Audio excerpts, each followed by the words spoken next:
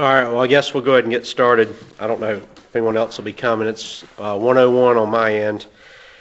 So anyways, I appreciate everybody making an attempt to attend this. I know we got foul weather coming in, and if you need to drop off the line and if you want to attend, view this later, we are going to post this for others to review at a later date when it's more convenient and safer for you. So if you are only on here because you think you have to be and you really need to be doing something else, you can drop off and we'll get you that link or put it on YouTube or something so you can view it later. We did send out an agenda. I don't know that everybody's getting that though, because I know I had one provider ask if we had sent an agenda out, and it did go out, but apparently she didn't get it, so I don't know why that's not occurring. If you are having issues getting your agendas, will you please notify us, because we're trying to get the agenda out the week prior to the meeting so folks know what we're going to be talking about, so you can decide if you want to attend or not. So if you're not getting the agenda, please let us know, because we're under the impression that folks are getting them. So we've got a packed agenda. We're going to jump right in. First thing I'd like to do is introduce our new Director of Accounting and Contracts, Debbie Wilson here to my right. She's just joined us last week. She's from Anderson. She's come in and she's going to be over, as her title suggests, she'll be over the finance side, which is all of our accounting, as well as CERB, which interacts with the providers and making sure y'all get your money, contract payments and amendments, and cost settlements, and it's a big job, but we want to welcome Debbie on board. She's going to be a fabulous asset to our agency. Did you want to speak? No. All right, so there's time for that. There is. The first section, item 1, we're talking about some monitorship things that we need to make sure that we've conveyed to providers to make sure that you're working with your finance staff, or if you are finance staff, that you have processes in place to monitor a variety of things that you really need to be monitoring so that you don't get surprised by settlements and so forth. The first thing is, I guess most of you know that the CS waiver is a capped waiver. It is basically the CMS plan that we have with them has caps established, and if we go over those caps, essentially those are state-funded services. And so I after meeting with HHS, they had said something to me about we had various providers that were exceeding the caps and they were concerned about it. So I came back and ran some reports. We did, based on my numbers, we had 75 consumers that went over the cap, and to a total of about $128,000. So we need to figure out a way to communicate that to the provider world and make sure that everyone is monitoring that. The cap for this fiscal year is $15,659. Now, your budget obviously should not go over that, but even if your budget is under that, we're seeing that folks are exceeding their budgeted services. And whether that is a problem with the service provider providing unauthorized services, or if the budget wouldn't let you go any higher, but you actually authorized those services, we need to dig into this. The other issue is you may go over a cap in a given year due to timing of the billing. We're talking about the actual service dates here.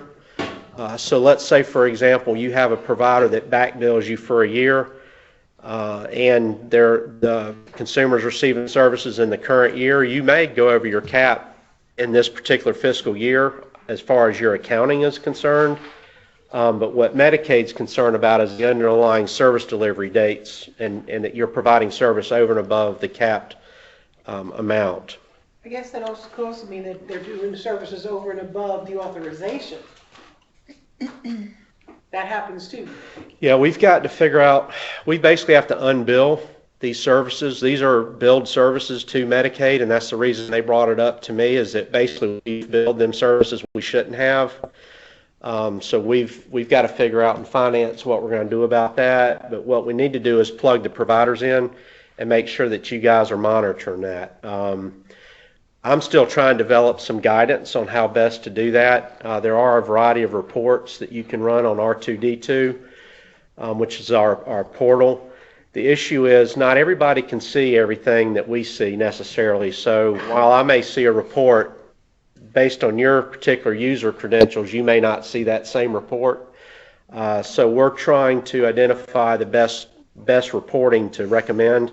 The problem I'm having with the existing report is it doesn't factor in a mid-year enrollee or a mid-year disenrollment. So it's looking at the annualized cap and not factoring in that they've only been in services 6 months. So you may spend $15,000 in a 6-month period. It wouldn't trigger it as an issue.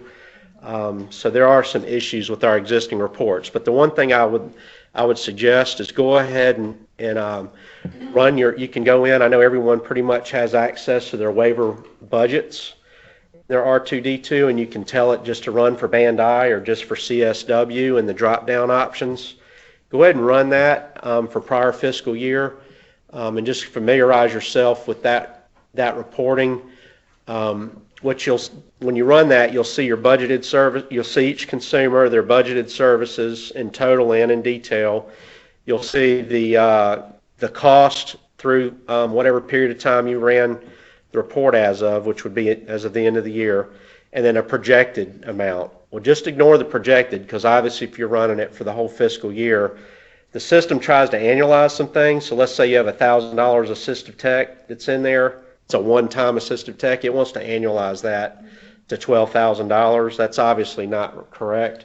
So if you're looking at fiscal year data, you should be able to just look at the actual column. Also, I'm going to talk to Mary, but what I want to do is get a list out to everybody of those folks we have identified, which providers we know went over the cap, and notify them directly about the consumer's name and the fact that we have questions about folks they're serving.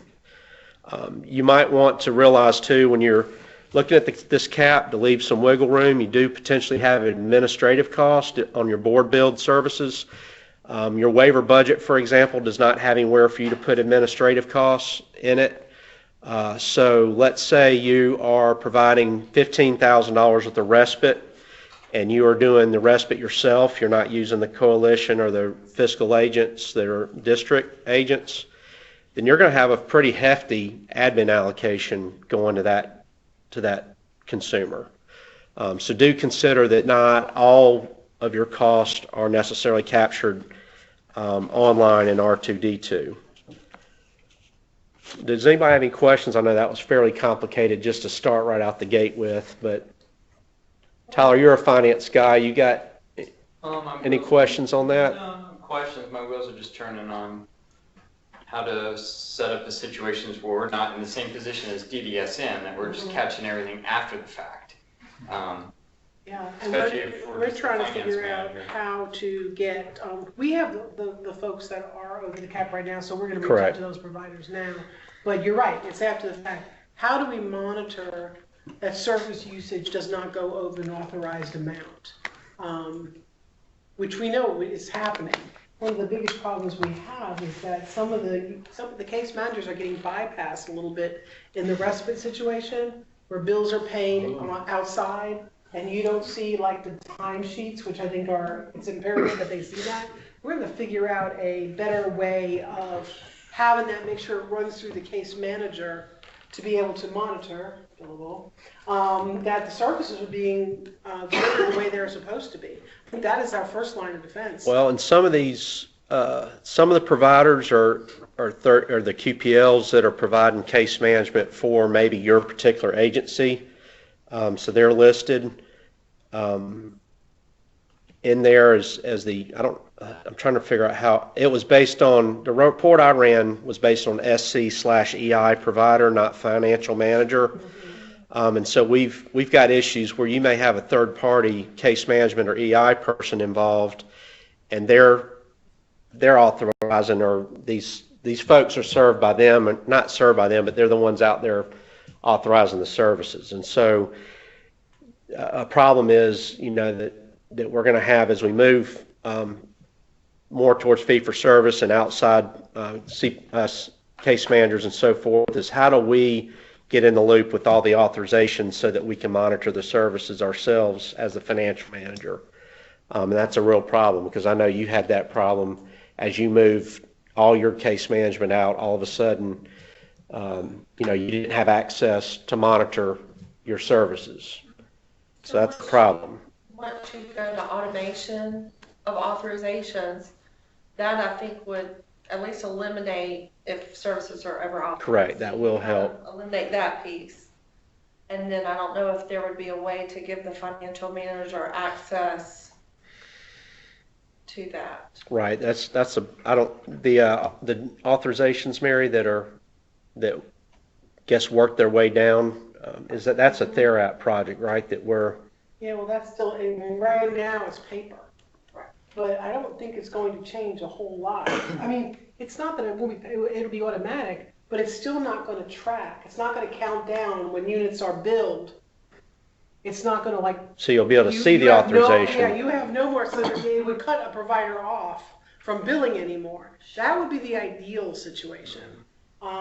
Even when the TheraP model's done, it's not going to do that. Right. No. So, we're still back to, whether it's on paper or TheraP, monitor. we still got to track and monitor this somehow. I guess getting a notice of which services were overbilled. Are we talking about PCA, respite? Right. That's what I figured it was third-party billers usually. Well, I'll have to look. I don't know. I was looking at it globally as I don't think it's gonna just be a like total day number. program or, it's not going to be that kind of services. I think it's going to be more of your in-home support services. Right, because it would only Right. be for a portion of the year, the Right. days that were remaining. If I'm understanding you correctly, we would need to come up with the portion of the year. We have to do that. A new person on the waiver has been authorized to be on the waiver. Yeah, it's not ideal, And, Ralph. we It's need to somehow figure we've got out- to. have a number Yeah, that we know we cannot exceed. you'd have to take the 15,659 and prorate it Prorate it, over the exactly. period of time that they're enrolled, which isn't ideal Right. but for y'all, we because need it's to keep another that- step y'all have to right, we do. need to But keep that number kind of in front of us, but only those individuals enrolled during that year. Yeah, and once they're up and running, it's the full amount. So that might be something Mhm. that you could suggest as an interim. It would be very nice if in the future it could be prorated as things go on the system. I have a case management question. When you put a budget in for somebody who is Yeah. on the CS and you're adding services, does it stop you when the cap comes, or you can just keep on doing whatever you want? I think so. Unless the reviewer Yeah. does it.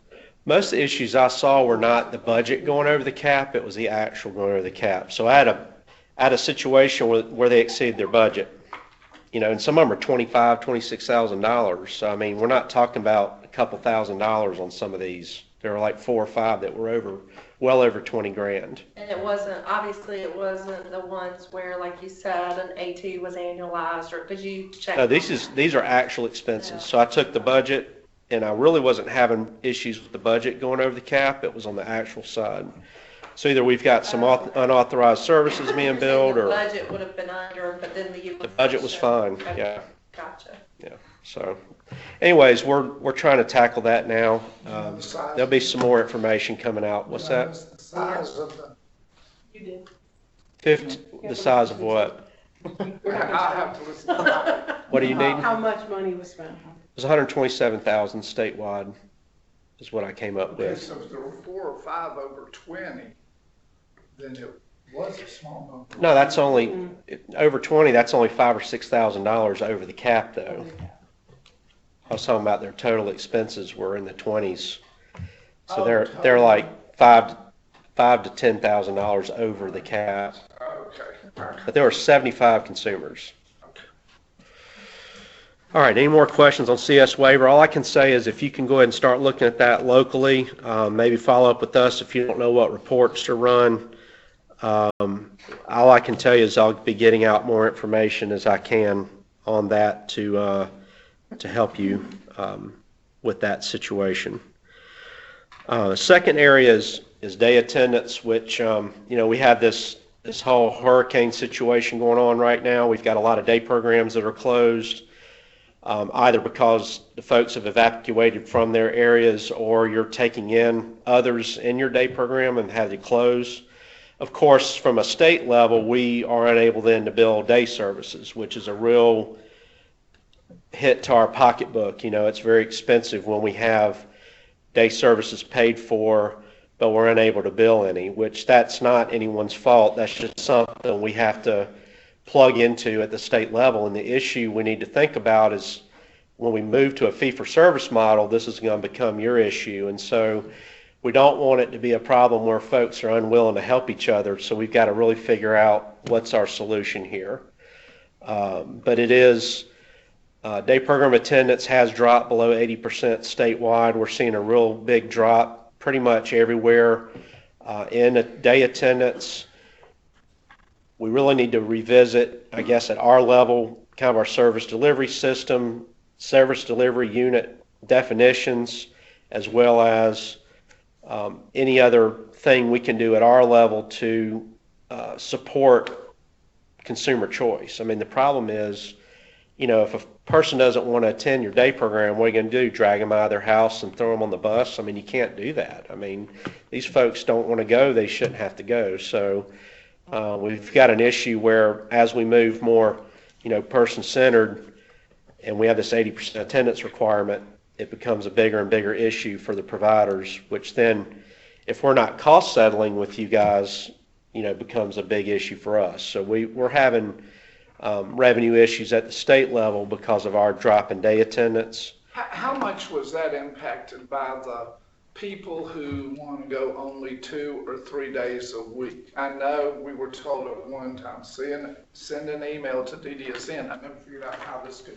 help DDSN. Well, it doesn't help us at all. It helps you guys. It helps mitigate your attendance, but it's never going to be helped if we pay in a capitated model and we get reimbursed in a fee-for-service. There's no way you can make those two things work out. It's not going to work. So what we have said is we didn't want to hold you at harm when someone changes their mind, but you've got to change your authorization, so you've got to keep up with it. I know in New York we were changing them for some people every other week when they changed their mind about things. We could show that the attendance was not off because we changed the actual number of units that we were contractually required to provide. So if you lower that, then you're not out of compliance, but you got to stay on top of it. I mean, like all the time. So again, with our case managers, it wasn't that much of a difficulty. But when you're pulling people in from all over the place with third-party case managers, it was a little difficult to get done. But we did. But you have to stay on top of it. But it doesn't help DDSN. That's what I thought. The main reason I put this on here is I think statewide we need a renewed effort to monitor our day attendance and to just kind of help us at the state level even try and figure out what the cause is of all the drop in attendance and what we can do about it, because as we move fee for service, of course we've got to get that rate right, because if it's factoring in, say, a 10% attendance vacancy rate, but you're running 30, you're going to be in trouble out the gate. So I mean, we've got to figure out what we can do to start positioning ourselves for the fee-for-service model. So one of the things I'll be working with Debbie and her team, I guess it'll be Debbie and Casey, we need to revisit what reporting can we do to providers in regards to what attendance they're running. But that used to be done years ago. Y'all have been around a long, long time. Do you remember DDSN used to send out like a report on day attendance? And I guess they quit that, I don't know, 20 years ago maybe, I don't know, 15. Not quite 20. So, I mean, I think we need to do that again so it's front of brain, because just like with the case management, once we started, emphasizing that, we saw a big jump in billable activity. We want to make sure that we've done an adequate training as far as capturing billable units, that we've looked at reasons that folks can be absent from the day program, but you can still bill them as present. So there are two things currently in the finance manual for that, which is doctor's visits and therapies. But we need to dig into that more and find out, because it says et cetera. I mean, I don't know what et cetera means. I mean, that's left up to every single person, I guess, to interpret. So we need to really spend some time and effort with CMS, HHS here in town, and try and figure out what else we can do to kind of increase what's billable. Chris, Yes, sir. pardon my ignorance, but I've been away from the system a while. Do we still have the over-enrollment allowance program in place? Yeah, we can't bill for them though, if they don't have Yeah. Medicaid or they're not. You count the attendance, You but can. Well, locally, I've got 3 people that meet skilled level of care that are actually in a nursing home. I can pick them up. I go right by there anyway, pick them up, bring them into my day program. Is that somehow gonna, Doesn't help them. Yeah, Bill, once they're in a nursing home, that's an institutional setting, you can't do anything with that. It'd be nice for them, it's nice of you to do it, but it's not going to help us, we So- can't bill for them. yeah, the over-enrollment idea was to help you with your 80% attendance. That would but I was potentially wondering if I help could the pick them up board. under the over-enrollment, but I can't. But, I think one of the Fee for things, service that would help you. Well, we're All good. it would hurt you because you would need to increase staffing. that's, Right. that is exactly right.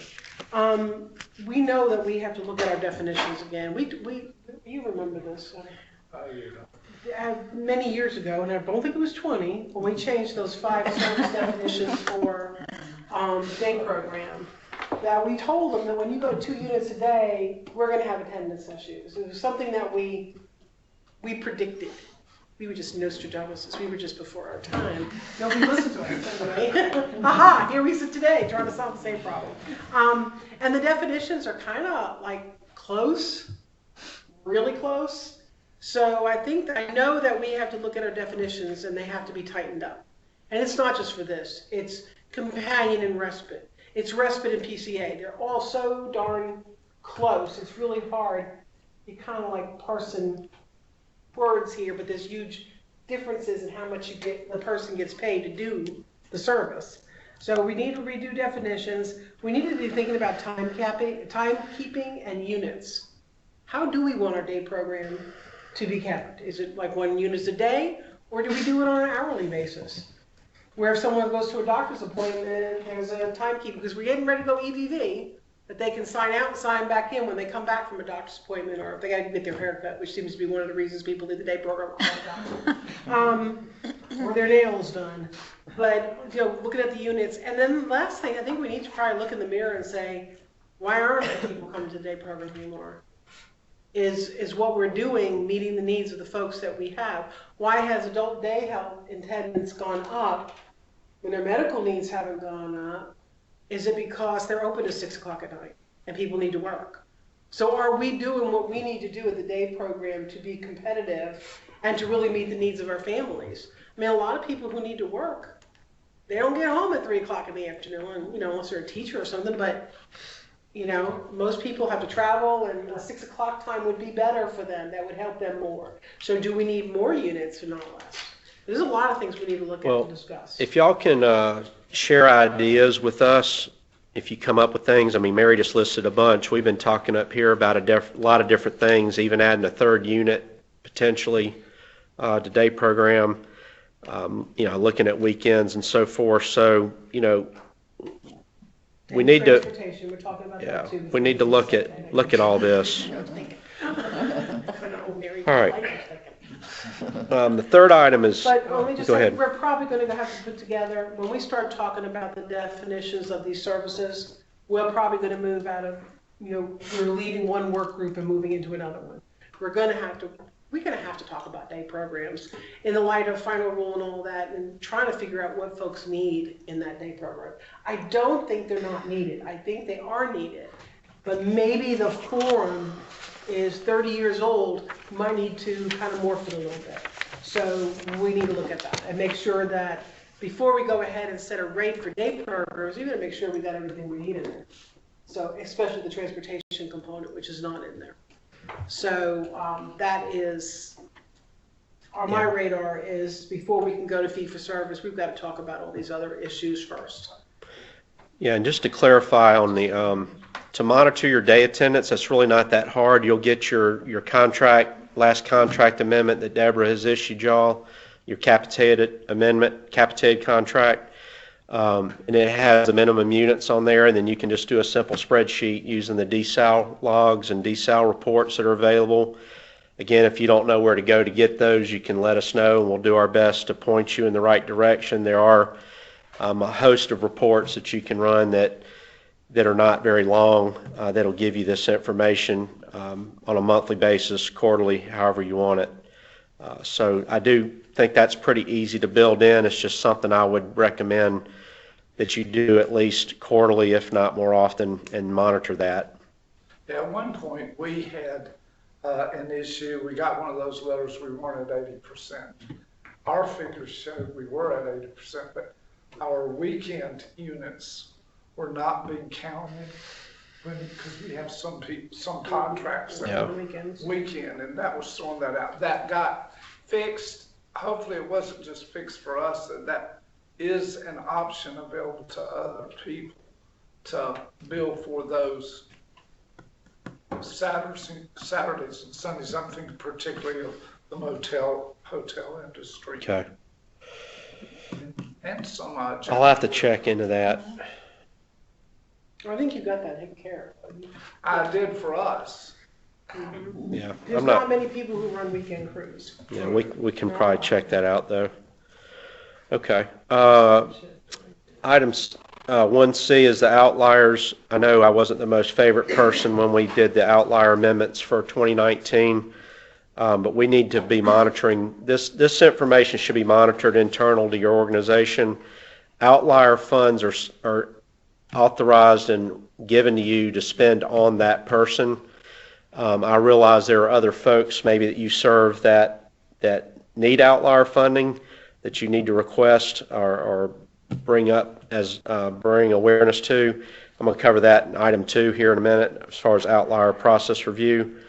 But you do need, if you have existing outliers, you need to have some system in place to look at that periodically so that you can forecast any outlier settlements. The problem is, if you sit in my chair, I can't really adjust an outlier based on existing expenses through any period of time in any report I run until after the year's over, because folks have 12 months to bill Medicaid. And if I'm sitting there and I'm looking at report at the end of September and it shows that you're not spending the money, I don't know if a provider's out there and hasn't billed y'all, or if the services aren't being provided or whatever. So I also can't do it on forecasted expenses because that wouldn't be fair either. So really we don't have a big option out there other than waiting till the year's over. So what we need to do is jointly review these things and make sure that we're not surprised by any adjustments that you get. Again, Deborah and I would be willing to work with you if you need assistance setting up that process to monitor that.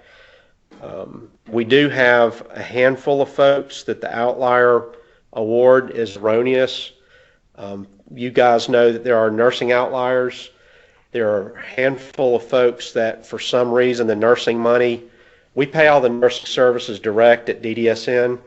In your award, they gave you the nursing money also. So we have some folks out there that have $70,000 for nursing, but they're not paying for any of the nursing. We are.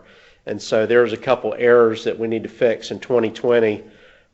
They would be the same folks we adjusted for last fiscal year, but I don't know if you can easily pick those out if you were one of the few that got hit by that. But we do need to fix those because those are just a flat-up mistake that needs to be corrected. The next item was state-funded community supports. More like a direct bill service. I mean, you're paying for it. We don't recoup it through your credit report. When you run your credit report, you exclude. But what you're saying, right. It's just another way of doing something like that credit report. When you took that money back, it was money that had indeed been spent for those individuals, and you're subtracting it from the provider payment. Yeah, It that. wasn't popular. Yeah, I mean, and we need to get, It's the you same know, concept. We need to be more consistent with what we're doing, and be more transparent and more open about it. So item 2, we're going to talk about that, so that maybe you can feel a little bit better about how that's going to look like going forward. First, before you do that, Yes. there are a couple of questions via the chat. So they should have been here, Rufus. We're busy evacuating. We don't answer chats.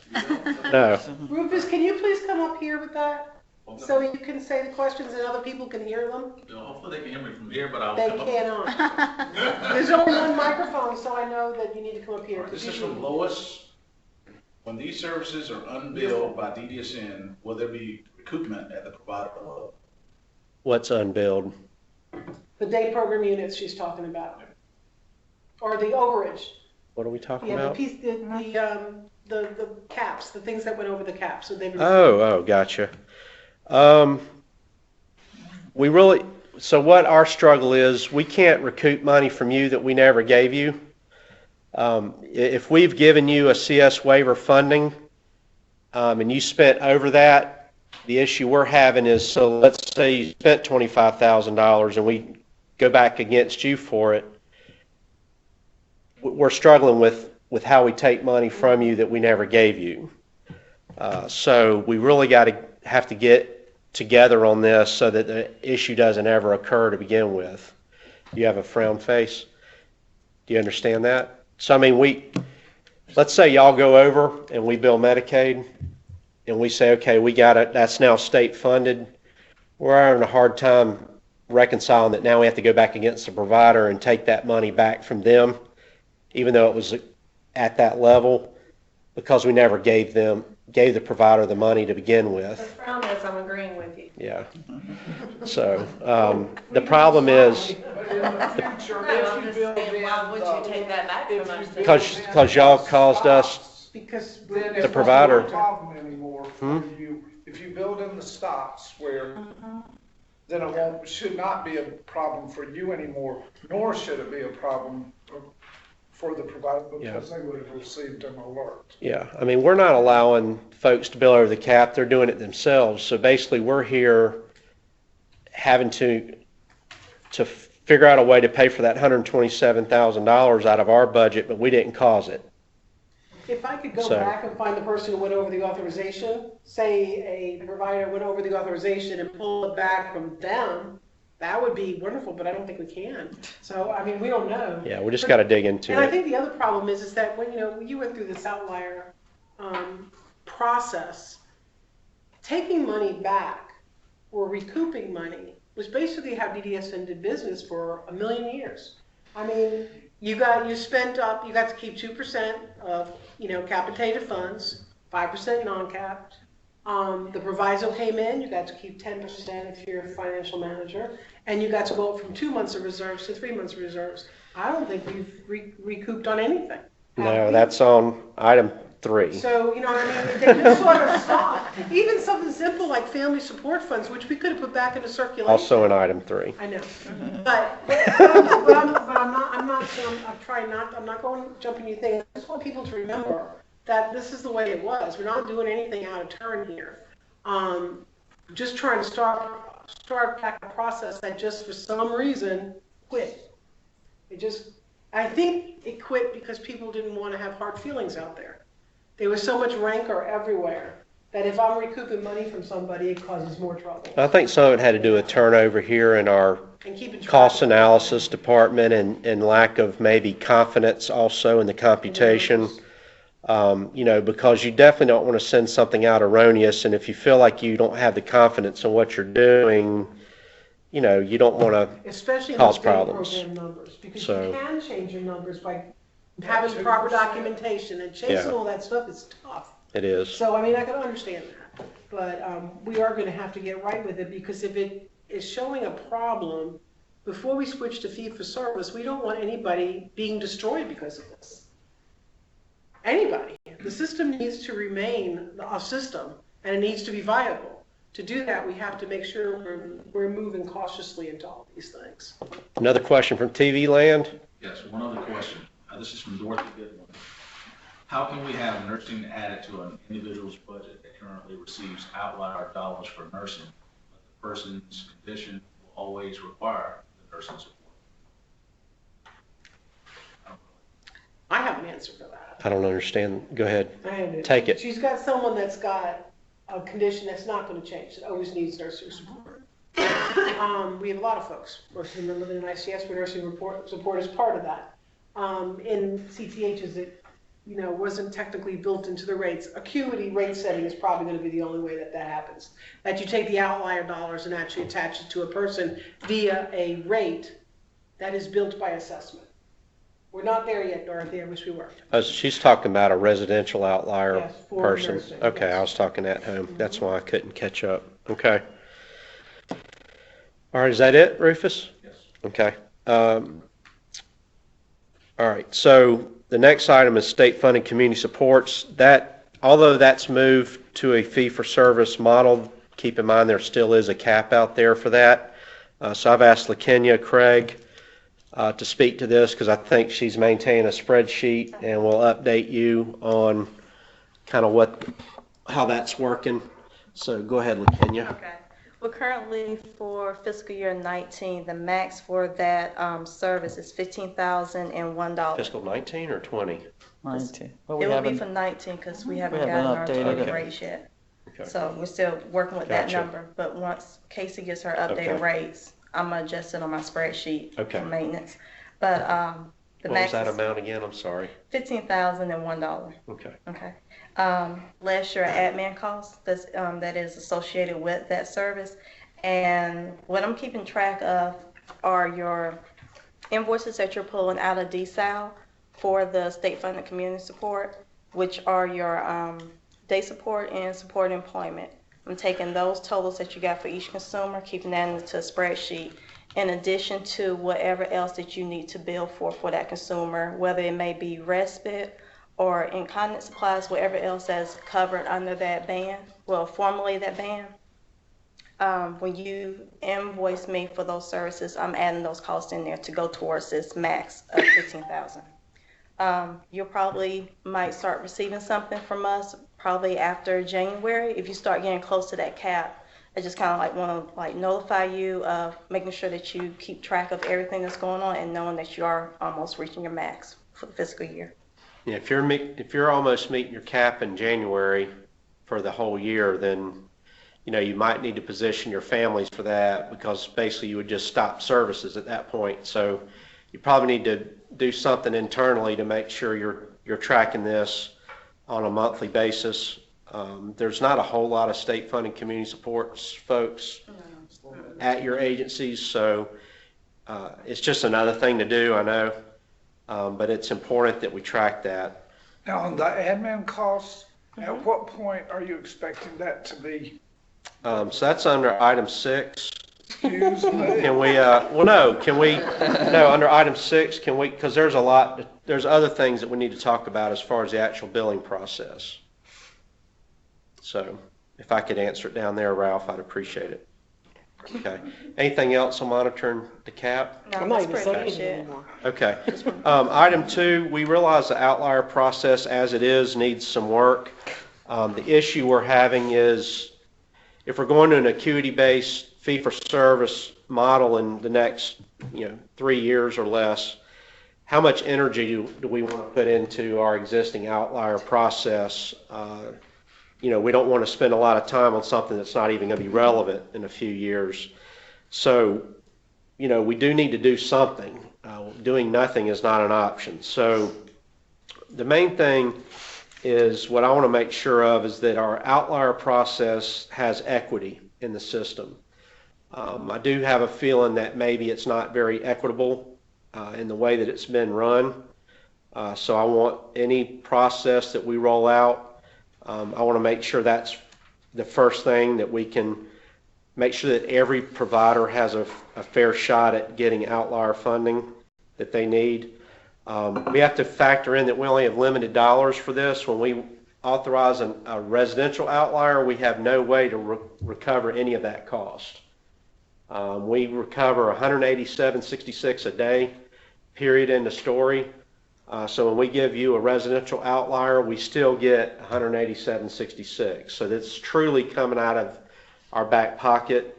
And that's why residential outliers are so hard to fund, because we really have no funding ourselves for that. Now, under the acuity system, hopefully that would be addressed, and that could fall under Medicaid. Well, there would no longer be outliers, right? There would no longer be outliers. You would basically have a different level of funding that was a flat rate based on that person's needs in a fee-for-service world.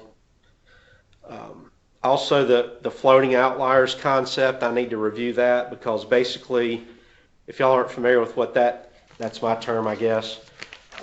There's been an approach where a board may lose an outlier and we allow them to step up with another outlier and we move the money to that person. Well, the problem is that money is never open to another provider to potentially get, because we're getting it stuck with that particular provider forever. So they basically own that money and nobody ever gets a shot at it again. So we've got to revisit that practice and come up with something that's more fair than that. We also need to find out a way to spread more money to more providers. So I'm not saying that Mary and the commission will support, my ideas, but one of my ideas is, at least from my perspective as a provider, was give me some money. You may not be able to get it all to me, but give me something. Or give me a band change or something so I'm not out all this extra funds. So we've got to figure out a way, all or nothing is probably not where we need to be on our outlier decisions. Any idea how many residential outliers there are statewide today? Funded or unfunded? Funded. Do y'all know? I was just thinking it's probably more unfunded than funded. No. I mean, I could get you an answer to that pretty Oh, I was just curious. Just you're curious. I could get it for you pretty quick. Because originally the theory behind capitation was that everything kind of worked out with the rates. But then when I got back to Union, we have a residential outlier. Me too. Very thankful for it. Appreciate that. But I was just. I need to talk to you after this meeting. Well, We're going to need to talk about it. That one's been out there for a while, I think. Not as many that as are needed. Correct. Yeah, we've got to come up with a workable system, also a feedback loop, so that you know where you stand, if it's been approved or denied, or where you are in the process. We need to improve our review process. One thing that we're going to be looking at implementing here soon, and hopefully I can get a memo cleared and out to you soon on this, is we would like to have one central collection point for all outlier requests. I know in the past it's all gone through regional centers. Rufus and I have talked, and we really don't think that's the right way to do that. We want to have them all come through central office, and then we'll kick them out to the regional centers if we need them to go do a home visit or visit the day program or go out. We just don't see that adding a lot of value to that initial step. We feel like the initial step needs to come here and then out to the regions. The problem is it's getting bottlenecked, and they don't always have enough information to process the request, and so we feel Rufus is really strong in that too, that it'd be better if we meet up here first on it. So tell them what they need to find out about the specific case. What's that? More information is needed. We'll have like a team. Yeah, we'll staff them. Outlier And the team. region would come out and review Yeah. the person and any other data that you might be looking for. So we're also going to revisit the directive that's out there is really old. It's been around for many, many years, and we need to revisit what we're asking you to turn in so that we don't get the kitchen sink and we get what we actually need. So we're going to come up with a checklist of documents that you'll check off and turn in with what we actually need, and it may look a good bit different than what you're used to turning in. But again, huddling up with my team and then talking to Rufus, we really want to get a system in place where it's fair and we have all the information to make good decisions. So we feel like what we're getting is not really what we need to make a good decision. We're also going to try to set up RBC, which is the billing center. I always forget what reporting and billing. Yeah, Reporting and Billing Center. We would like to get with IT and have them add like an outlier request option to upload documents so that we can get those securely. We're going to be working on that. The issue is everything I'm mentioning has had zero review or approval from Mary yet, or Pat, or the commission. So what Rufus and I will be doing is huddling up, coming up with, and with Debbie, and trying to come up with a system, see if we can get support for it, and then we'll roll it out and let you know when we actually implement it. For now, this is all just us kind of sharing what we're planning on. So nothing's changed. Once we do this, we're going to do a call for outliers. We're thinking, Rufus, we're talking maybe in October, right? Yes. We'll try and do that. What we'd like to do is have everyone resubmit with everything we actually need, their outlier requests, so that we have fresh outlier packets. I know it's a lot of work, potentially, but it'll give us good information. A lot of this stuff is stale that we have currently, and we have missing pieces and so forth. So that's our goal, is to do something like that. Outlier requests that have not been funded? Correct. Okay. Yep. Yeah, if you have unfunded outliers and you've got, because I know Casey has some stuff in that has been internally approved or internally denied or hasn't been reviewed at all potentially, or, I mean, they've all been reviewed, they're just awaiting, they need more money, and we just haven't had money in the last year or so. Yeah, we got approval letters. Hmm?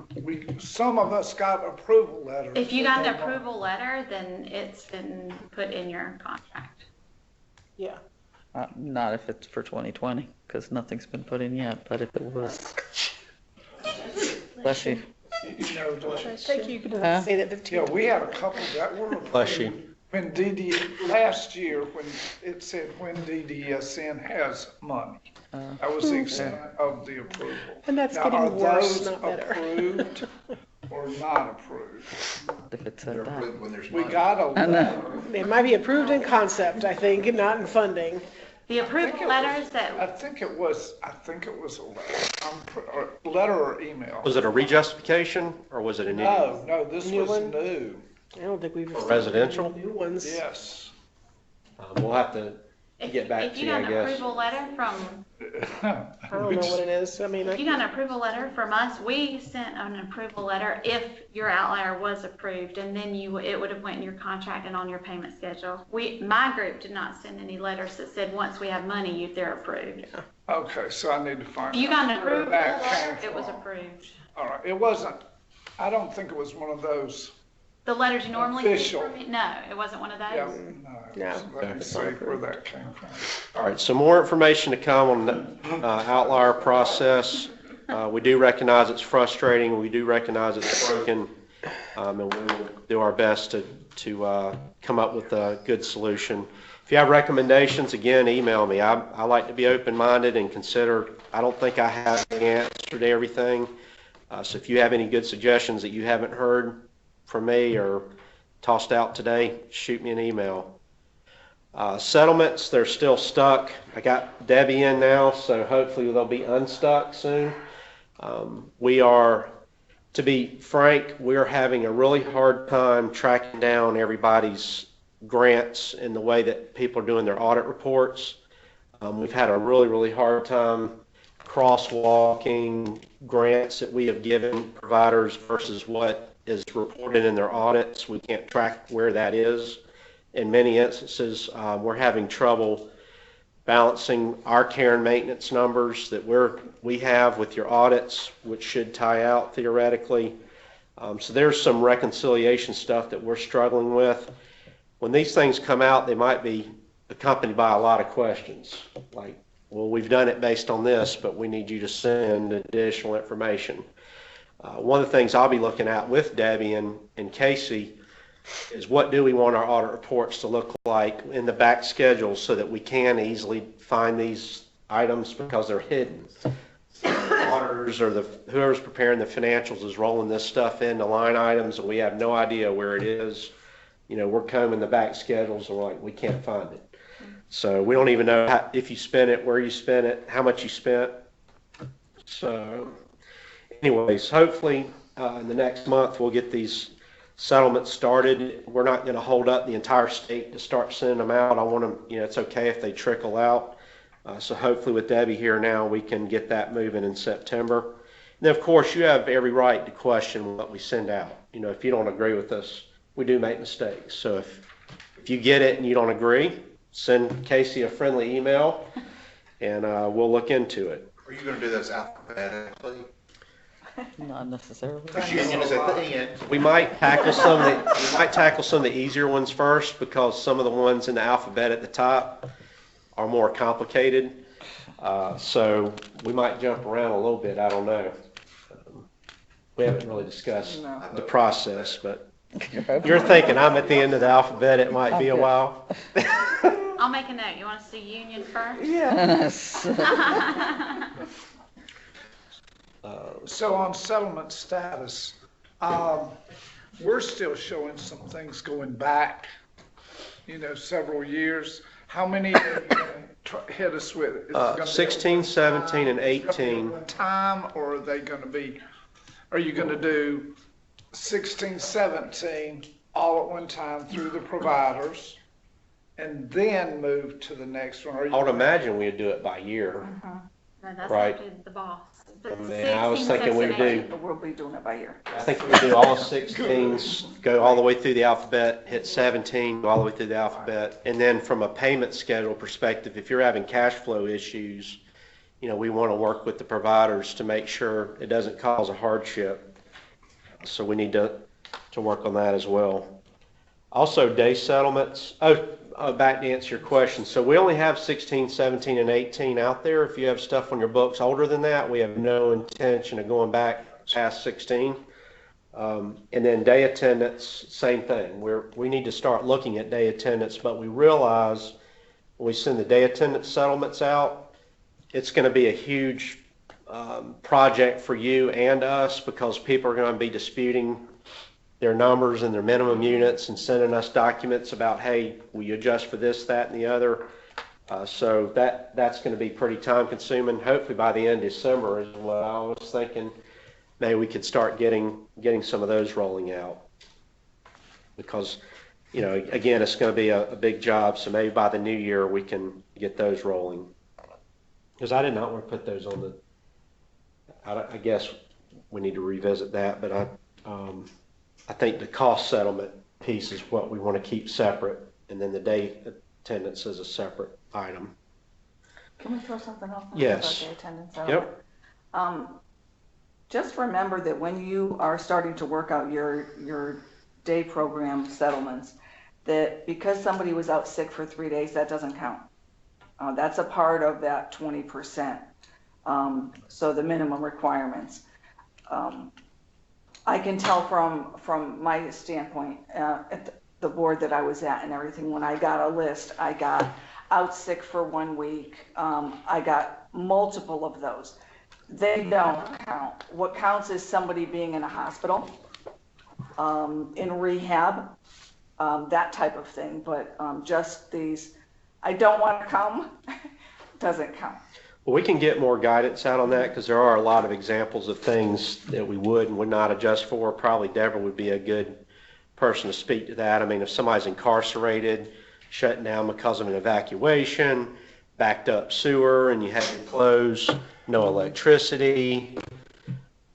What are some of the other? Do we still do training, staff training? I think that's built in the It's already 10%. Okay. But also individual choice. If folks only want to come, 4 units a week, then we try to adjust for that as well, right? If we've got. If the authorization's. The problem is I'll get people that'll just give me a real big stack of all the backup and say, you figure it out, and we don't have time for that. So we need it to be more consolidated. We need to come out with some guidance, and we'll do that before we actually start settling up. All right. Are you going to continue doing, though, that 2 units a week thing where in the future? 2 units a day? What do you? I mean, no, if somebody only wants 2 units, I know there's 2 units. Oh, I see what you're saying. But they want only 1 day. You're going to continue using that. I guess you need to for this fiscal year, but I never understood why DDSN Yeah, did it's a that real anyway. problem. It's a real problem. I mean, ideally, For you, and it ideally just you seems would be, like you'd be adjusting your put all day people on 2 staff. days a week. Don't you want to Yeah. do 2 days a week? You can lower your staffing. Yeah. And yet rake in just as much money as somebody providing services. It's a problem, and I recognize that. I don't know what we're gonna do, because you've gotta balance fairness to the consumer with fairness to the provider to fairness to us, because we're the ones not recovering. In the end, if we adjust your contract or your settlement, we're the ones left not generating the revenue. So you're right, it does hurt. It hurts bad, so we've got to look at that. And I appreciate you saying that, Ralph. I asked for it throughout. Yeah. Item 4, we don't have a seated commission that can vote on things right now, so our travel and procurement directives are stuck in pending status, waiting for another vote. We're one vote short of having those passed. We have, though, decided or received approval, we think. We'll know for sure after our Finance and Audit Committee meeting next week. Agreement, not approval.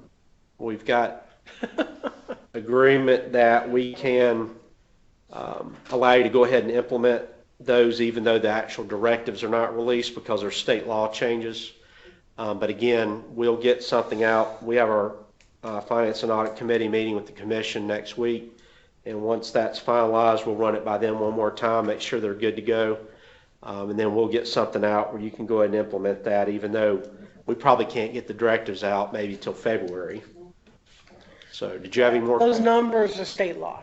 If you're a private provider, it has nothing to do with you anyway. You can set what you want. But, You had a question? There's one question from Jason, and basically it just said, can the outlier requests to be submitted in October include fiscal year 19 unfunded outliers? no. We haven't taken those for 20 yet. So they're still funded in 20 at this point. Yeah, 2019 is closed. We are, But I guess if what he's asking, if there hadn't been a disposition, the answer is, he could resubmit that with any new information. Right. Mhm. Right. But for not 2020. for a not for a Not retroactive retroactive, pay. no. Correct. Right. Right. I'm not going to do that. Yeah, that's one of the problems I have with trying to look at this mid-year, is you take an outlier from somebody, but maybe they were hospitalized for 2 months, and that's why they didn't use their respite. Or, there are good, justifiable reasons why expenses may be low in a given year, but bound back up the following year. So that's why we haven't taken anything for 2020 yet, because just to use 2019 as a basis to do that, to me, is not really appropriate. We've got to come up with another mechanism to look at 2020, other than the nursing example I gave earlier. So hopefully there'll be something coming out on travel and procurement directives here soon, and y'all can start getting those implemented, save you some time and seeking bids. Just item 5 is just to remind your auditors, submit their audits. Okay, now, Yeah. you said private providers. And TDC's I said and private. Charles Lee and What are you talking about? Berkeley Citizens and Babcock Yeah. we're kind of quasi-boards, but we're not really boards. But can't we go ahead and, since you said private providers don't really have to go by that, Oh, can No. we, Private can we providers- go by it if we want to, even though the commission hasn't passed it? The Like I said, directives. we've already started. Directives are referenced in the state contract that we have with each provider. The issue that we need to review is, for a private provider, is it really our place to set those rules? Right now, our contract with Medicaid states that we have to have a lot of these things in place. Right. So we can't just undo it and say, this doesn't apply to private providers. And you can always pay less than what this is too. You don't. You can also, I know. if it's the travel, you can pay whatever you want. It's just not allowable cost. You got to make sure you peel it off and charge it to your general fund or I something. would beat the commission on I think I brought this up before, on the approval of the directive from The state the law. state law. Yeah. I think that, We and I just think that's said what we're we're gonna telling go people by to the do. state law. Yeah. And I think other folks have done that too. But in that, For because it is state purchasing, law, you can do kind of that. stuff. Mhm. Yep. Because we're following that law, which is probably referred to in. And I believe that our intention is to contract. follow that law. I mean, that's So I the think- changes that were made. I would think we're good to follow Well, that. Yeah. The thing is, if our commission said, no, we don't want to increase our procurement levels for our agencies because we're afraid that we'll have runaway cost, or, they could have established a lower limit if they wanted to. Just because the law changed They can do that. doesn't mean we had to go up or change to be in accordance with that law. So that is a decision point they had to make, and it was discussed, and they're fine with going with what the state law states, but they didn't have to. Like you don't have to as a provider, so. And they're in agreement. Yeah. They don't have They just- approval because we don't have a quorum. Right. But they did But not we've have given heartburn approval, so over I would the, think our approval could be okay, as far as our board goes. I would do it. So just a reminder on the audit reports, you'll still need to turn in a printed copy to internal audit of your audit and your agreed upon procedures report. You will turn in, if you can send us a printed copy too, but you don't have to. For the district office and for my department, you can send just one electronic copy to financial.reports@ddsn.sc.gov. We've sent that out a couple times in a couple different memos and emails and so forth. But we will take the printed copy. We'll just probably scan it and shred the printed version though, because we would like to go to paperless for our area. So just a reminder that you can do that. That'll save you a little bit of headache.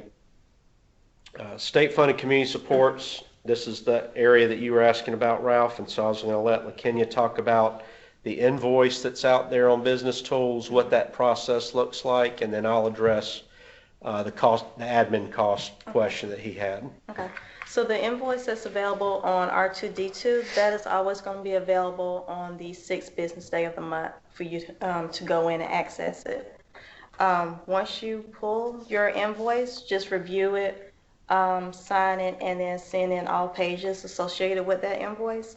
Then with the side that you're going to have to manually create the invoices for respite, incontinence supplies, whatever else that's included. That's a template off your own to create that, and then just send me all supporting documentation just to support whatever units you're showing, just to make sure that the number that you have on that invoice, that I can match it to some, just to make sure that we don't have any errors on your invoice. Sign that invoice and then submit that to us, and then we'll also pay that one each month.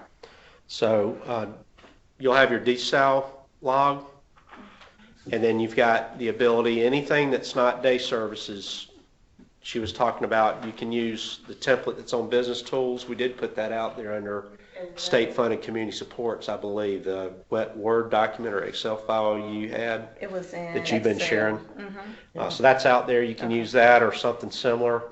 And you can bill monthly if you want, or quarterly, or however frequent you would like to bill. And so that would be to recover your board billed services that are not day services. Is that clear? Does everybody understand that? And then as far as administrative costs, we did send out a memo earlier in the year. It's under executive memos on our website to outline the process there. Ideally, what we'd like you to do is wait till April or May and run your cost allocation, annualize it, send it with the documentation that we have in that memo, and then we will fund you through a separate payment for your administrative costs. The issue that you really need to look at, though, the devil in the details here, is we've never issued any guidance on how to account for state-funded community supports. You should have a department in your books called state-funded community supports. It should be its own general ledger department or location or whatever, cost center, whatever you want to call it. In there should be all your board billed services like the respite, the incontinence supplies, and so forth. And you should also be allocating costs to that department for your day program and job coach. And the way you would do that is through your cost allocation process that you use to allocate costs for administration and other departments. So basically what you're doing is and we can help you with this. We're going to do a session on cost allocations at the October conference, right? Isn't that on the agenda?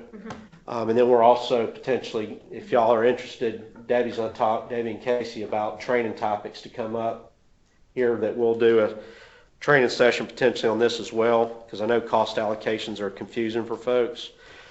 DDSN had previously said that you would just move your day program per diem from your day program to your state-funded community supports with the journal entry. The problem is that's not accurate. That's your revenue. That's not your expense. And so when we settle with Medicaid, they don't care how much we paid you for the service. They want to know how much it cost you for the service. The issue is that state-funded. If we don't allocate the correct cost to the state pool, it's stuck in Medicaid billable.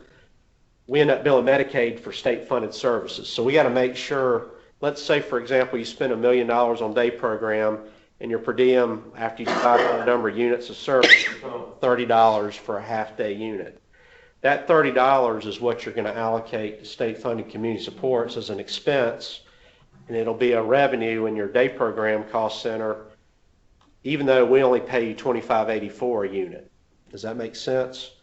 So you got to do the same thing for job coach. And so you need to determine your per diem or your cost per unit of service, and then allocate those costs, not the revenue rate that's in the that's on the decel. That's not the cost. So once you've allocated those costs, the issue is you can't allocate admin cost. When you're going to allocate your administrative cost, you use total expenses. Those expenses, if you've already allocated day program, already have admin costs in them.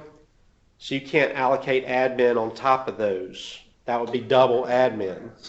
So in other words, you got to do your allocations in the correct order, which is why we need a training session on this probably, just so that people can see what I'm talking about. But you can't have duplicative cost allocations for administration. So anyways, you would ask for that money towards the end of the year, and we will give you a payment for that. First question. Yes. Stephanie Holman. Do the manual invoices for state-funded community supports need to be submitted via RBC or mailed in? Either. We prefer RBC because it's secure and it comes right to us and it doesn't get, delayed in any way. Yeah, we could pretty much start working on it that day that we receive it. So it's just a little bit faster process for them to receive payment. All right, any other questions on state-funded community supports? I know we need to probably do a training on cost allocations because I probably confused everybody. Without something visual, it's hard to explain. No? All right, item 7, I just want to make sure, when everybody's accounting for their early intervention this year, the fiscal year we're in, that you realize that you have two different revenue sources. You need to make sure that you have a Department of Health and Human Services revenue for your baby net revenue, and a DDSN revenue for what we're paying you. Don't mix those two together. Again, we've got to be able to identify this when you do your cost statement, and that we settle with HHS. We can't bill them for that twice. So make sure you have that properly separated on your early intervention program. Okay. For the revenue. Right. You don't have to break the expenses out. We'll do that based off statistics. Yes. You do not need to break EI out into two departments. We need the revenue separated so we can see the two numbers, and then we'll take your stats for the year and allocate it based on units. Okay. All right, Deborah's going to talk about our contract amendments for the pay raises and the dollar increase and all that. Okay. Which I know is a hot topic. Hot topic. I know everybody's asking. That's the number one question I'm getting the last few weeks. We are actually working on the rate increase right now. It's not as easy as it sounds. So we're in the process of working on that. I can't do anything with the amendments till we get the new band rates. And also I can't do anything that happened after July 1st. I call it a log jam. It's jamming up behind because we have to do that first amendment, and then I can do all the other amendments after that. So if somebody moved in on the 2nd of July and you're waiting on a band, you'll get the whole time, but it's not going to come until we get that, the July 1 with new band amendment. For most of you, I think just 2 providers, it'll truly be Amendment 1. Everybody else, it will be Amendment 2. You'll get a new appendix that has the same people you already had in there at the new band rates. You will not get a new pile of backup documentation because those consumers have not changed. So that backup that you guys got with your July 1 when we gave you the difference in individuals, that backup is good for your July 1. Yeah, we're trying to be a little bit more structured in the way the amendments are done. Deborah had expressed frustration with me when I started as far as how the amendments were being done, and everything was convoluted and all mixed up, and it was really hard for her to track.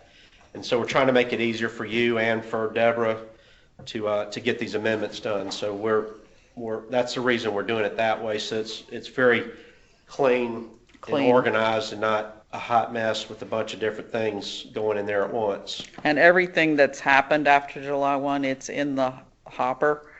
I'm aware of it residentially. The band Bs and Is I'll do them in October to catch you up from back to anything that happened after July 1 on that one. That takes like several weeks of my time, just that. So not my favorite thing, but we'll get it done and get you all the money and go all the way back to the first day of service for this fiscal year.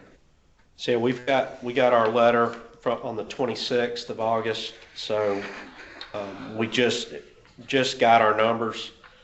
So now we've got Chuck's going to come back in and assist us from a technical assistance perspective to help us with this first go around as far as calculating the revised band rates. But we're going to be working on the dollar, the 2%, the 1% state retirement, and health insurance. Well, health insurance annualization is already in the band. Yeah, I've actually, the health and retirement increase and the 2% I've actually already finished because we got those numbers already.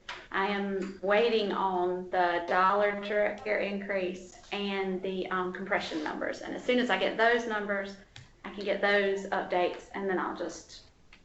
So we're close. We're halfway. I have half of the numbers.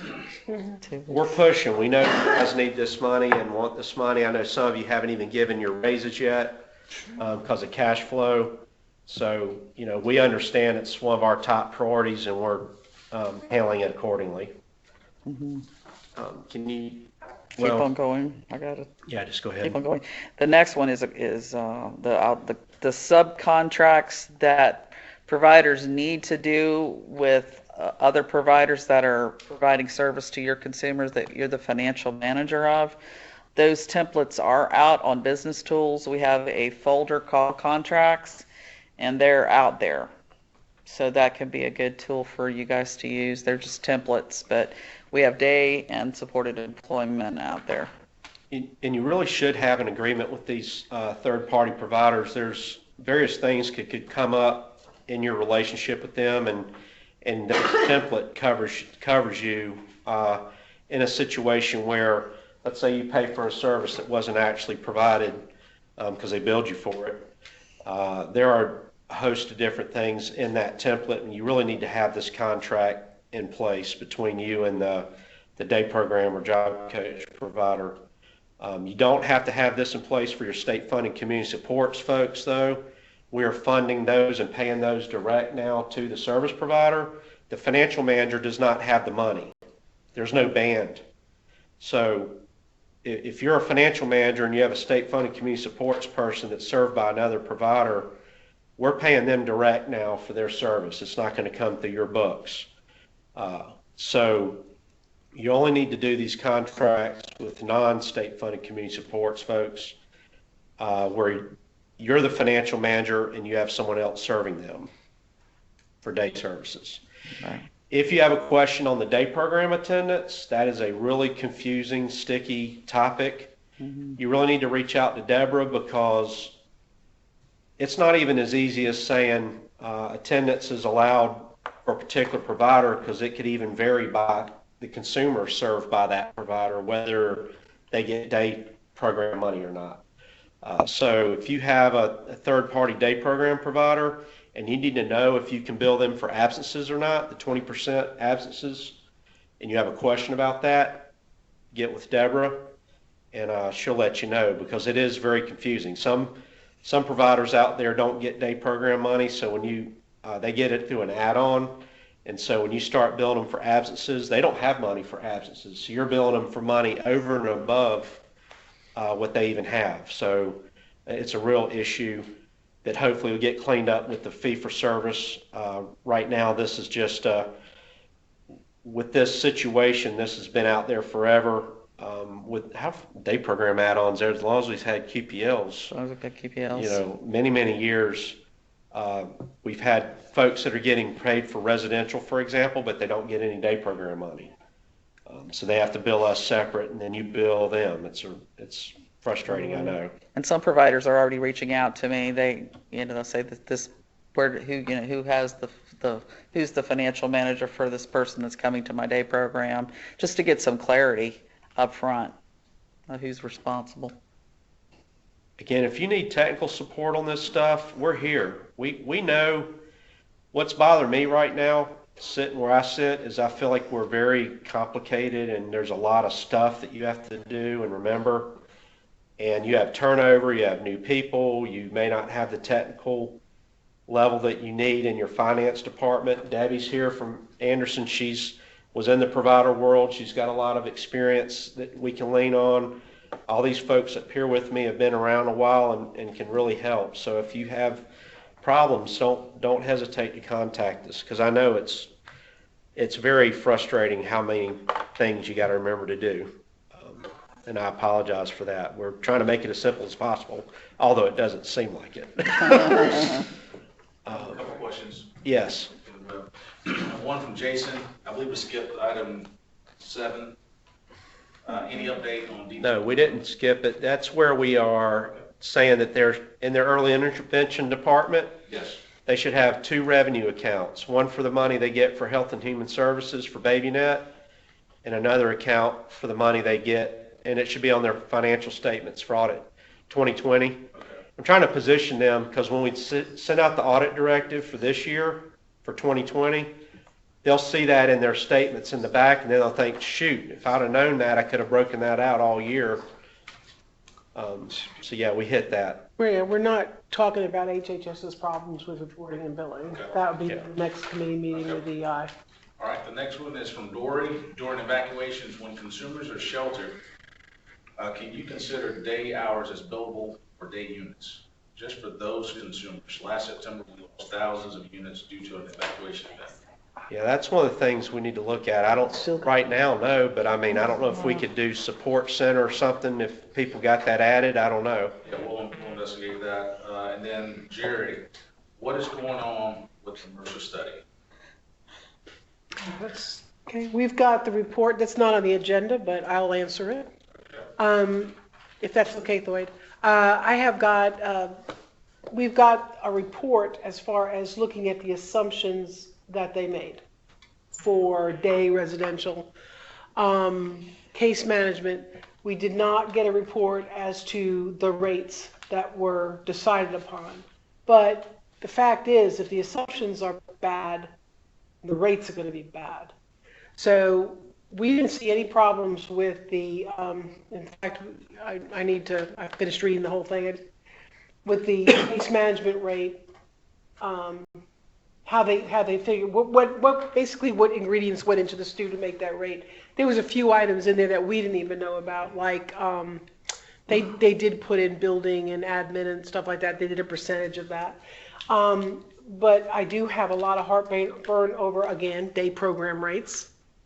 Well, the assumptions of static, especially. There's no transportation in there that we can find. Right. There's no facility cost in there that we can find. They don't factor in that you have folks out in the community working in a one. There's a static ratio of either 1 to 7 or 1 to 10, and we know that in real life in a day program that is not your ratio. So and with them wanting us to get everybody out of the day program more often, that ratio even goes lower. So I would not even accept the premise of what I see in that report as far as It's like, did they maybe just get tired when they got to day program because they had to listen to Ralph talk about residential? Because residential was well represented in that report. But when you got to day program, it kind of went downhill quick. Yeah. I think there was some assumptions. I think that when you were doing ratios, the way they did the math was more like, well, we're just going to take this and divide it by 10. We're going to take this and times it by this. And I don't think those are good assumptions. So we have some issues. We're going to meet there tomorrow to talk about those issues. And an So attendance. hopefully we get the rates released. And an attendance factor needs to be built in. Yes. There's no sign of an attendance factor. Not at all. So there's a good many issues in the assumption side that if that's how they calculated the rates, we're going to have some problems. Was that it? Yes. Are you Yes, guys Stacy. working with HHS on increasing the rate to cover the 2%? I know it was Well, Pat said it's that in that their, was- it's in their hands because it's their rate. Right, right. You know, we gave them our Any opinion. news on that? No. But I think, you know, I don't know what I think that there was I know there is a Mercer report rate that was done for case management. I think it's, you know, my opinion would be to release that rate so they can see where we are on the spectrum and what parts went into that. But, because I think I'm pretty sure we're on target. And that as far as the 2%, I don't think they're going to move on that, to be perfectly honest. But he still hasn't given me the final word. I'm hoping we get something tomorrow, because that's an unscheduled meeting tomorrow. Chris and I are meeting over there at 8 o'clock to talk about this and probably way too many things on your Yeah. list. We're going to have to cut that out. We're not going to get through that in an hour. 12 things on there. We're still talking about it. I don't think it's going to make a difference. That's their rate. I don't think they're going to change it. Yeah, I wish we had an answer, y'all. I hope I have a come back and say, nope, totally wrong about that. But I don't think they're, you know. And that's, I was, yeah, I was under the impression, and I guess I was wrong, but I was under the impression that they had conceded that, yes, they needed to adjust the rate, even, I mean, it could be a cent, but that they did need to make an adjustment, assuming that the I thought so, legislature too. I thought that too, and intended then the last meeting for was like, case oh, managers to get the 2%, and so we were just kind of in a holding, waiting pattern for that. Yeah. so Go ahead. I think what they did is when they went back and looked at how the rate was developed, they looked at the salary that was in there, and it's like, your case managers aren't making the salary now. Why would we put 2% on top of that salary that they're not even making But now? wouldn't you, I would have thought you would have given them the match for that out of the appropriation. That's what we've tried to do. We try to do that. The issue is that our rates tied to other service providers that are out there, like CLTC and other. And the issue is, when you look at our rate and what their rates are, that's where Baker's having issues, I think, if I understood him correctly. Market-based rate, and you're part of a market of case management. Yeah. And it's out of our capitated So system. those not providing case management benefit, Why? because you're gonna give out all that money. I I'm wanna- sure you're not no, keeping I'm giving it that back. portion. I said, if we have money that is over and above, I'm trying to give it back. It's a mess. I mean, You see what I'm talking? I do. And I'm trying to be transparent about it. I said I can do either one of two things. Either you fix the rate, here's the money, or if those numbers were used to get an appropriation that is higher, then I don't So want to take it. Deborah wouldn't be putting that into the Nope. new rate. It's not going into the bands. Yeah, because that Yeah. would be Yeah. very questionable. And then if we just sit Among here and those- say, we'll divide it amongst case managers based on the number of cases you have, it's a one-time, you know, it's not, when you go to It's not a market-based, one-time. the market-based issue is the issue at this point. And a hybrid system is a big part of this issue. So like next year, it's like, don't put us in your appropriation. Don't put the proviso in. There's another way you could do it though. Okay. If it's a one-time, okay, because in the future, if it can't be done that way, you won't ask for it. It won't be included in your ask, correct? We didn't ask for it this time. This No, was a but proviso by the but legislators. But it went in, okay? So since the money was there, seek permission to give that to the individuals one time. Not as a raise, but as a one time, because that money was put there for them. I mean, that's a consideration. We can ask about it. Yeah. I mean, it was put there for them. Well, it was put there for state employees. And our local affiliates this thing's been going on forever since there was only boards, and it's even prior to QPL. So even talking about passing on raises to QPLs is an issue Yeah. that they had not really thought about. To be perfectly, let's be frank about it. It was because this was quasi-governmental, political subdivisions, that's what those boards were. And so when that proviso was written back in the day, that's all there were. So the wrinkle has been, and DDSN's always passed that through to even QPLs, we don't know if that's legislative intent at all. We just call it local healthcare providers. So right now, there's a lot of issues coming to the surface now because of the system being a hybrid, where you've got market-based here and cost-based over here. So the cost-based, that's not really an issue. We're going to put it into the bands. It's still sitting at the market base. And what he doesn't want to do is, if I do this for this one rate, why am I not doing it for all the rates? Well, and my concern, I mean, I could advocate for the rate, but that's not really my concern. My concern right now is just compliance with the legislature. Like if they intend for us to give the increase, I want to make sure, of course, that we do that. Because you're a board. But that doesn't have to be if the QPLs give that raise or not. So we're kind of waiting because I just want to make sure that we do what we're supposed to do. And the problem with your particular situation, you've got non-case manager administrative folks and stuff that are not case managers, so they definitely were designed to get the 2%, but how are you going to get the money if it's not in the rate to give your finance people and your HR people and your CTH folks, residential people? And when we, you know what I'm saying? So you've really got a real... And our dilemma has always been, if the FTEs included the case managers and the EIs, what do I do with that money? Because I obviously cannot put that in the bands. And I obviously just can't keep it if we're not giving out raises to people. So therein lies the rub. And nobody can seem to give me a straight answer. And we give you CTH1 money with the band increase. It includes money for raises. How are you going to distribute that? You see what I'm saying? We don't get the direct care increase for our caregivers. No, it'd be the 2%. Right. I got you. Yeah. So, I mean, you've got staff up there that are like, well, why wouldn't I get a raise? I'm not a case. And I don't think that the legislators thought about all this intrigue when they just thought, I'm giving a 2% raise. Sounds simple, but it really isn't. And I don't even think they understand the system that we have of QPLs being in the system now. That changed, and their proviso the language never changed. So. Yeah, we got to do a lot of education and revision on, like Robin, all of us are working on how do we approach the state this time with budget ask, because we got to be very forward thinking about the system change coming and how, okay, great, here is the money, now how do we get it into our providers? It's crazy. So we're going to have to change how that's handled. And if you think about what we're losing in just our residential bands, when we only get $187 for every unit of residential that is served, we've got a lot of people that are getting a lot more than that as their per diem, and we're actually losing quite a bit of money. So we're stuck with a revenue problem on top of it all. And you look at I'm looking at this hurricane going, how much money are we losing today? Because if you think of all the people that are out of day programs, they're not billing for it. That's going to be a pretty big bill. Yep. Okay, two of them. Go ahead. Rufus, you had another one? Yeah, this is from Dawn Gang.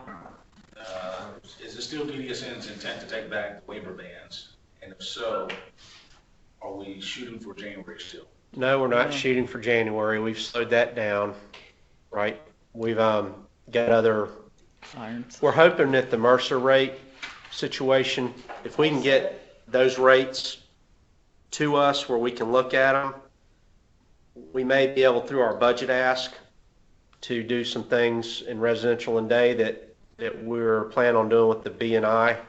Right, Mary, am I stating this properly? I'm a little so concerned about the day program that we need to slow it down. So, no, nothing's planned for January. I haven't even looked at that since I've been here. So I think we've just slowed that down. There still is I talked to Pat recently, we reran some numbers, and I think there's still like $20 million sitting there that's state funded, that if we could pull it back in, we could throw it back out to rate increase. But we've already got other rate increase efforts in place. That's part of what we're meeting about tomorrow morning. Yeah, we got a cash issue Residential because of rates and revenue stuff. problems, so we're hoping to be able to increase what the rate that we get per unit for residential, so we can kind of unsink our boat, pull it up over water. So we don't have a problem at the end of the year. Yeah. Like we did last year. We just had no cash. And it's just something that should have been analyzed 10 years ago. It's just the amount of money coming in and the amount of money going out passed somewhere along the line, and no one asked for additional rate increases. And when the cost reports weren't done, there was nothing to base those rate increases, because you have to have enough cost in your system so that you don't have to pay the money back to Medicaid because you're taking too much money, you're pulling too much money down. We have proved now that there's plenty of cost in the system. I think that we've got 2016 done, 2017's draft, but we pretty much know what those numbers are going to be, and there's cost in the system to go ahead and say, excuse me, we need you to up our rates, just so we have a positive cash flow. We're going to be in the same boat we were last year. Just, I don't even know if we'll make it over the line if we don't do it, because there's so much loss in the system.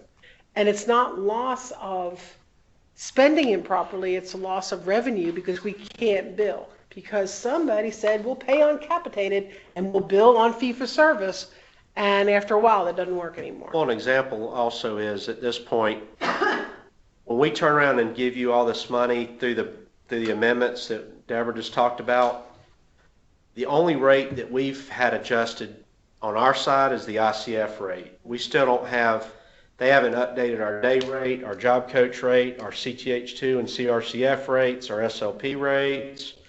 So our cash flow is going to be killed until HHS agrees to up all those rates for these increases. Does that make sense? We are only going to get the state money. We're only getting the state money for Get a third. 30% of it. Yeah. Which Yes. is what I'm asking So- for the case managers, because I know you're not going to. Right. That's what Right. we get anyway. Yeah. So we've got, Yeah. But if that could also be done through a grant through the board, so that places like hers could yeah. spread it. That's a good idea. We'll talk about it. That could be We've done that before. a grant if Yeah. a certain We're senators. going to have to look at it that way. We have to do something. They're going to take money back, so we'll have it. Yeah, But honest to God, we it'll are, only be 30% now. I mean, I got to deal with that too. Yeah. yeah. Okay. Well, we're getting long here, so let's move it if we can. Number 10. DocuSign, we have worked out the kinks on our end, and we will be going with DocuSign, starting with that big amendment I was just talking about. We will send you an email that just has the steps, what you need to do on your end. It's really easy. It's really simple. You will have, once you sign and have your contract witnessed, I'll sign it, then it'll go to Chris. Once he signs it, all of us will get a copy of a fully executed contract immediately. So you guys will have all your contracts right back. We won't have to be making copies and mailing and waiting and all that stuff. So I think it's going to be a really great tool for everybody. And so be looking for that in the next few weeks, a little memo on how to do that. We'll rock and roll with it. Okay. You guys want to talk about training opportunities?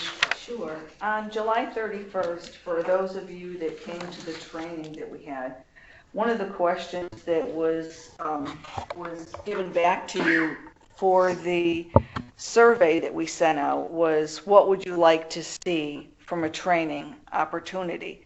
We've combined all of those. We've got them down to about 28. We're going to meet again and try to combine them down to about 25 or so, and then we're going to send out a final survey and ask you to rank them to the importance to you as a board, what you would like to see, and that will be based on what our training opportunities are going to be moving forward.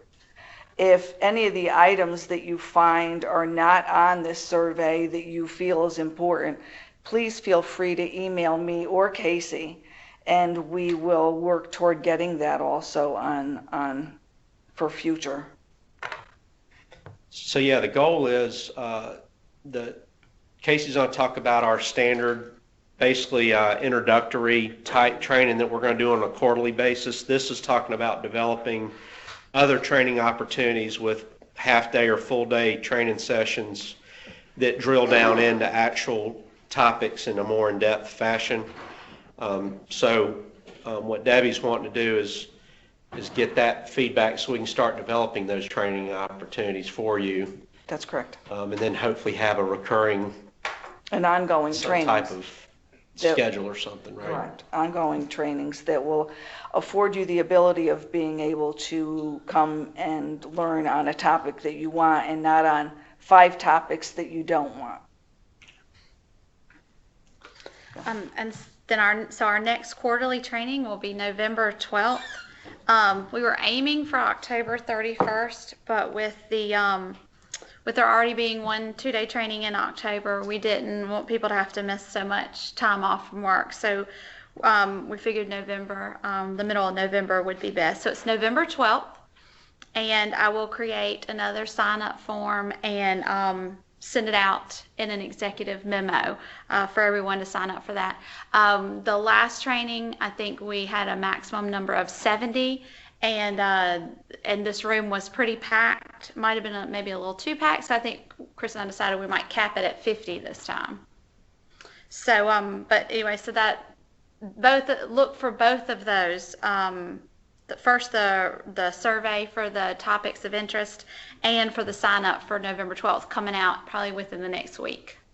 And that quarterly training that's going to be held on the 12th, those are the same topics we talked last quarter. So if you attended last quarter, if you want to hear it again, you're free to attend again, but don't come and expect to hear anything new. It's really geared towards new program or finance staff that needs some type of introduction to DDSN.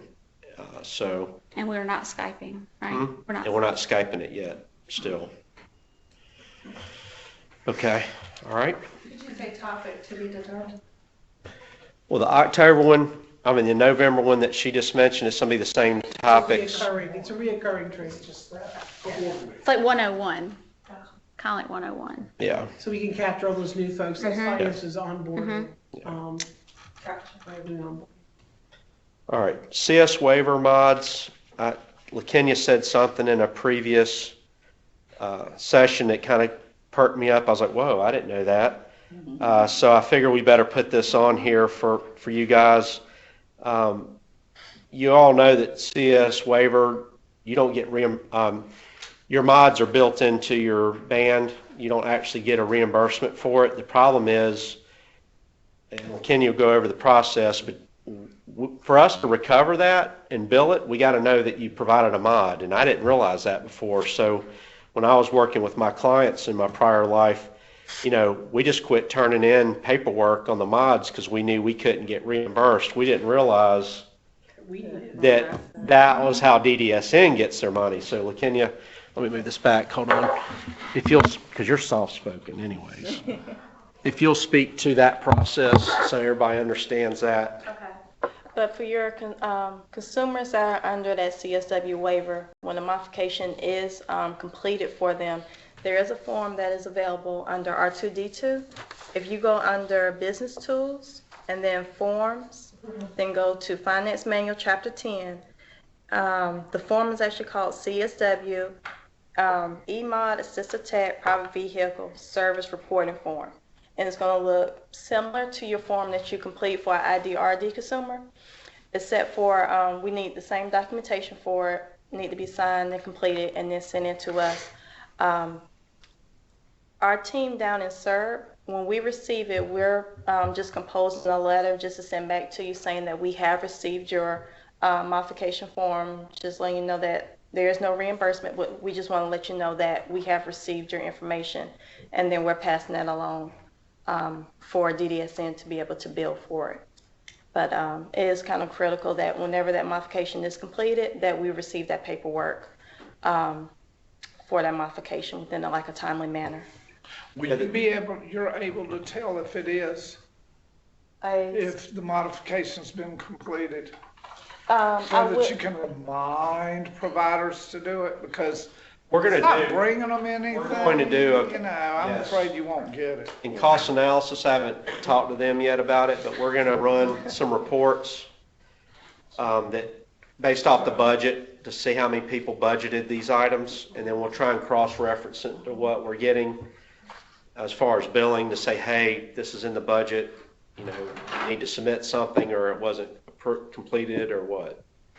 Is that the answer you're asking for? Yeah, y'all need to, it's in Remind your you. best interest. Yes, it is in our best interest. There's always hiccups when you put all the money out there before the service is actually provided. Yeah. That you actually get what you have just paid for. And that's what we're finding, is this stuff has just been left out there lingering, and we're trying to recoup all that. All right, now, how We far can go back back and bill, right? can y'all go? Yes, I'll say a year. To September at this point. 1 year from now. Okay, see, that's what I thought, so we could retro. If y'all will look, if you'll consider doing that, that would be helpful. That will help. I Is that would gonna say go that you up? consider writing a memo to everybody That's what I was gonna say. statewide, saying that, remember, supports waiver, community supports waiver, their mods have to be, we need to. We can run a report too to attach that would list all the consumers that had for that particular provider. Go those back items. September 2018. Right. Right. But even folks that don't currently have a mod, I would send a memo out, basically, this is the process, folks, you've got to send us that paperwork, Right. because they will. Okay. Just another example of how hard we are to do business. And that's another reason why those band Bs and band Is have kind of been put on the back burner, because every time you turn over something, you find 10 other things to put on your list to And they're do. bigger. We're working on contracts, we're working, Cost of- there's just a lot of stuff out there. All right, and the final item is just, we did have a provider that was billing Haskell waiver services, and this could apply to other things as well, but just make sure that if you're sending us billings and we're rejecting them on our side, that you're closing the loop and making sure that you're correcting anything timely so that you can get your money. We've had a provider that submitted a year's worth of Haskell waiver billings. Every month the denial was sent back, but they waited until getting ready for the audit in August and turned it all in, said, hey, we never got this money, can you pay us? I ended up working with finance saying, yeah, we'll pay it, but we're losing 3 months of that because we can't go back and back bill it. And the reason we denied it is because it was set up as a direct billed service, but it was billed to us as it was board billed. The reason is the provider could have direct billed us for that, or they may be waiting to direct bill us for that. So if we pay it out direct billed and we pay it out board billed, then we're out the money twice. So the fact that it was in there as direct billed, we don't know if the provider is out there and they're planning on billing us someday. Even if we look to see if they billed us currently, we don't know if it's still out there to hit us. So a lot of emphasis is put on whether there's a M or a D in there for board billed, or why do they do M for board billed? I don't, It's got to be a reason. D is direct manual. That's the way I looked at it. So, if you are getting rejects, follow up timely, because we only have 12 months on our side to get paid, and so that cost us $1,500, and we wanted to make the provider whole, so we did. But anyways, I just wanted to bring that to your attention. Also, it's critical that if you have respite, that you've got the right respite code showing. In other words, where's my note? S46, here it is. S46 is if you're doing your respite yourself, through your own board, through your own agent. And S18 is statewide through the Respite Coalition and the fiscal agents. The reason that's imperative is, and I'm working with IT to try and resolve this, when you run your reports to try and monitor these things, it's not going to show up if your budget and your actual aren't matching up. So you may see respite hourly in your report and it shows 0 service delivery. Well, in fact, it could be that it's being paid by Jasper or Charles Lee, and actually there is service delivery, it's just not showing up because you have a mismatch between the two services. So I'm gonna work with IT. I got a meeting with them later this week. I'm gonna see if they can't merge these two codes into that one line for that report, so that when you get a printout and it has respite, it doesn't matter whether you've got it in there budgeted for your own board or for the coalition, for the agents. Is there a third? What about respite provider agencies? And private respite provider agencies? Aren't they direct billing to HHS, those people? Okay. I think they are. So is there? You know, But they're. that could, Yeah, but you still. yeah, that could be an They issue. would still have an S code. If you're not budgeting that correctly, it's not gonna match. The problem with the reports we have right now, and this is what I'm gonna meet with David on, is if it mismatches, instead of kicking it out and telling me there's a mismatch, or saying, okay, well, you budgeted this, but there's actual this, and I can see, okay, well, here's the budget, here's the actual, they don't match up, but at least I see it. Somehow I've got to get to where the reports, when we run them, that they actually include everything, even if there is a mismatch. So with your particular situation, if you've budgeted as S46, but it's being billed as S18, it's not going to show up properly in R2D2 when you run your. Yeah, I understand. I'm trying to figure out, I'm thinking we shouldn't have any S46 unless S46 is also used for private provider. That's what I'm asking. I think so. Is there a third? I don't think, Okay. I guess S18 would be your scenario as well, as far as Statewide. direct bill, And yeah. then, well, no. Let me S18 clarify that, and I'll send out a blast. You're saying S18 would be like Charles Lee, or those would be the statewide respite, but then the private respite provider agencies, like, Helping Hands. Yeah. Let me find out and get back to you. I'll send out an email. Using the coalition, but or Charles Lee or Jasper or whatever, but we have other agencies doing it besides us. Right, but we also have, as a provider, do you not have third-party, like we have third-party case managers, and they're utilizing Jasper and the Respite Coalition, and for some reason, so even in our own county, where not all the respite people are, Right. it is just a. Well, the problem with this is if you're trying to monitor this CS waiver cap, if you're trying to monitor your outliers, if you're trying to monitor, you run a report and it's unreliable. Yep. And so you need to know that these mismatches are occurring. I don't think y'all would really pick that up unless you were really familiar with the consumer, or say, well, why don't we have 12,000 budgeted, but zero is showing up after 9 months?